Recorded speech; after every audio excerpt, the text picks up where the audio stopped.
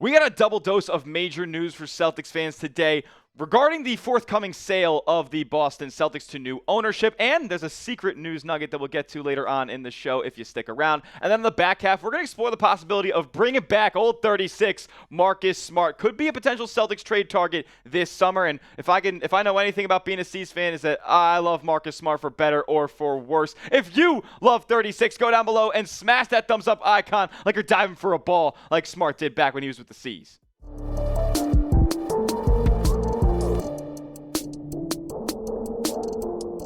What's going on, Green Teamers? You're watching Celtics Today by Chat Sports. I am your host, Tyler Smith, and on today's show, we got a lot of Celtics news to discuss as the early offseason rolls on here, and today's is concerning the forthcoming sale of the Boston Celtics. Remember, they sold the team back in March for a record-setting $6.1 billion to Bill Chisholm and company, a couple of internal Celtics investors, a couple of external guys, and a big-time minority owner is joining the party that we'll talk about on today's show. But if you haven't been living under a rock, Wyc Grousbeck and his father will be selling their majority stake in the Boston Celtics, and the sale was completed. I guess part of the sale was completed in March for $6.1 billion, a record-setting number for a sports franchise to be sold for, and it kind of was a two-part ordeal. Remember, the Grousbecks will control the C's for the next couple of years, and this is going to be a multi-step process where it wasn't completely financed when he agreed to buy the Celtics for $6.1 billion. They didn't have all the money tied up just yet, but now today we have new information regarding new investment with the Boston Celtics, and that comes in the form of Aditya Mittal. Aditya Mittal, I think that's how you say it, and he is one of India's wealthiest family members. He's going to be the new minority owner of the C's, investing $1 billion in the Boston Celtics. He lives in London currently. He's a Penn Wharton School Grad, the big business school over in the Ivy League. He's a CEO right now of a major steel and mining company, ArcelorMittal, so that is going to be something that he draws a lot of wealth from, like his father, who has a $24 billion net worth. Like, this guy's got a bag to drop, as does Bill Chisholm. So the Celtics are in good hands financially for the foreseeable future, although we do know that they have to probably cut costs here over the next few seasons due to the large tax bill and the sale. They're already spending so much money to purchase the team. Now they got to pay for the whole team. They might not be too interested in that straight off of the rip. But per Sportico, who got this whole news break here, they said Mittal will likely be the second largest stakeholder in the Celtics behind Bill Chisholm. It's going to be $1 billion as of right now, as far as we know. And quote, could potentially be the alternative governor in the future, potentially making basketball decisions in a sense, as that's going to be the role of NBA governors here. More from a spokesperson for Mittal here that told Sportico a little bit more details on the sale. He said, Aditya has long been a huge supporter of the Boston Celtics. When Wyc and Bill approached Aditya, he saw it as a tremendous opportunity to get involved with this incredible team.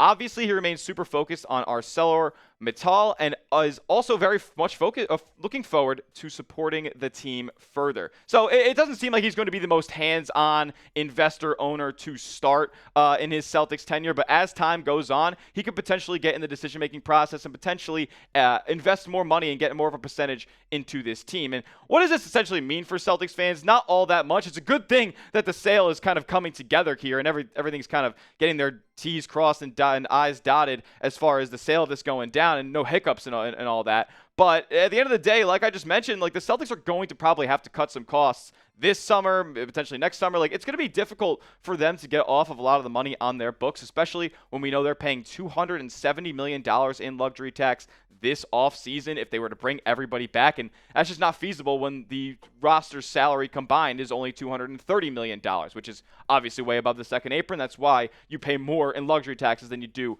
for the actual team. So with the Celtics still under Wyc Grousbeck's control until 2028, we're not going to see too many major changes, but those guys up top that are set to purchase this basketball franchise will be in the ears of Wyc Grousbeck, and there's going to be the shareholders meeting and all that stuff. Remember, Brad Stevens said we'll know more about potential offseason moves in his exit interview closer to the draft when he's meeting with all the shareholders and key decision makers when it comes to the Celtics finances. So that's all yet to be determined, but it is good to know that the C's have direction with their sale here and have some big time investors. Chisholm, by the way, like if you guys aren't familiar with this guy and haven't seen anything about his participation in this franchise so far in his early tenure, he was seen arguing with the refs courtside, wearing a Jason Tatum jersey during Game 5 against the New York Knicks. So this guy's a diehard Boston Celtics fan. I'm sure he's not going to, at least in the long term, bear any expense when it comes to making this team the best version of itself and a true championship contender year in and year out. I do believe he's going to put the trust in Brad Stevens and whoever is a part of the brain trust of the Celtics decision makers when it comes to building this roster to put them in the best position to win a championship. I have no gripes about that. So if you're excited for the new Celtics ownership, go down below, hit the thumbs up icon as well. If you're not excited and you guys are like diehard Wyc Grousbeck fans, let me know in the comments section if you're not excited for the new ownership or if you think it's going to tank the franchise. Let me know what your concerns are in the comments section. And then that secret news nugget that we got to discuss here looks minor on the onset, but let's get into it here from Bobby Marks, one of the NBA's best capologists. He says the Celtics and Timberwolves will receive a tax variance credit for Derrick White and Jaden McDaniels not being named to one of the all-defensive teams. Both players had bonuses in their contracts that were deemed likely from the prior season, where White obviously did so. Boston will receive $250,000 in this credit that they're getting back, and Minnesota will receive $431,000. So I don't know. I like Derrick White a little better than Jaden McDaniels. I don't know why they get more money, but I'm not a capologist. That's what we got Bobby Marks for. All right. Awesome. Woohoo! Celtics only have to pay now $269 million and $750,000 extra for that roster. Woo! I'll take that. All right, but all jokes aside, seriously, this actually could help the Celtics in potential deals. Like, you never know, certain trades that need that are $100,000, $50,000, $200,000 difference from being able to be made financially and not being able to be made financially. So this could, in theory, help the Boston Celtics a lot, and it's good to know that they're getting any type of relief right now on their books. Next up, we're going to talk about trading for Marcus Smart, as he could potentially be a Celtics trade target to come back to Beantown. But first, I got to give a major shout out to our sponsor, and that is Prize Picks. Prize Picks is America's #1 daily fantasy sports platform because it's daily fantasy made easy. Here's how it works. All you guys got to do is pick a lineup of 2 to 6 players and just pick more or less on their projected stats, whether it's basketball, baseball, hockey, playoffs galore going on right now, or if you're into bowling, darts, esports, golf, they got all that too. Combine those sports in the same lineup and win up to 2,000 times your money. As far as what I got for Eastern Conference Finals Game 2, what a series this has been so far. Aaron Nesmith, the hero of Game 1, you could say. More than 5.5 threes attempted. Yeah, he's going to get them up. What about Tyrese Halliburton? Give me more than 9.5 assists. What the hell? Jalen Brunson, though, give me more than 29.5. He's got to go for a 30 ball if the Knicks want to be competitive. You can tail my picks or fade them. Just make sure you go and do it at Prize Picks. Download the Prize Picks app today. Use the promo code CLNS for $50 instantly when you place your first $5 entry. You don't need to win to receive the $50. It's guaranteed. Prize Picks. Run your game. All that information will be clickable down in the comment section and description of today's video. All right, so I didn't make this up out of thin air, by the way. I just want to make that very, very clear for anybody who's made it this far in the video for this Marcus Smart trade proposition. It comes from Brian Robb of MassLive. Now, he was dropping a bunch of different Jrue Holiday trade scenarios, and he thought that, and he threw out the idea of Boston reuniting with Marcus Smart for this season and potentially the foreseeable future. Who knows? Here's what Brian Robb had to say. Very short and sweet. This was on the back end of the article. It wasn't necessarily a focal point or any shelled out trade. But he says, how would Celtics fans react to trading Holiday with a future first-round pick to bring Marcus Smart back and then probably try to trade Smart afterwards? Look, I'd be pretty pumped, man. The Celtics have to get money off of their books this season, and Jrue Holiday is one of the more intriguing trade pieces. Now, could you make a 3-team trade work where you send Holiday away to potentially a 3rd team?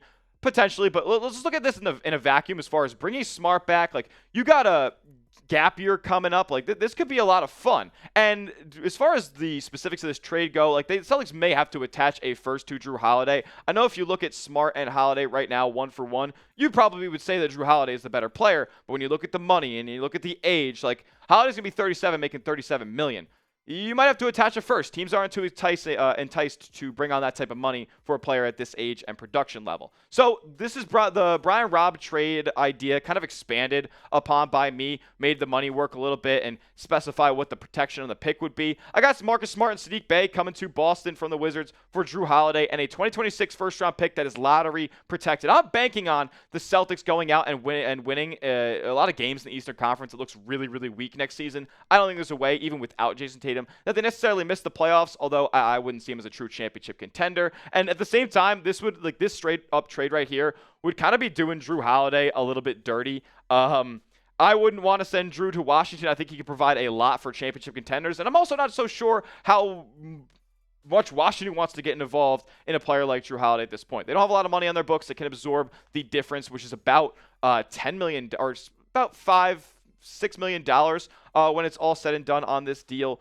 So the Celtics clear up a little bit of cap on their books, and they bring back a guy who is an absolute fan favorite, for better or for worse, in Marcus Smart. Man, I love this guy, and he's provided to me some of my favorite memories as a Celtics fan. What about the Al Horford game, or the Al Horford game winner against the Houston Rockets a couple of years back that was all set up by Marcus Smart's offensive foul draws against James Harden? He's hit so many big shots. He holds a record for the Celtics record for three-pointers made in the game.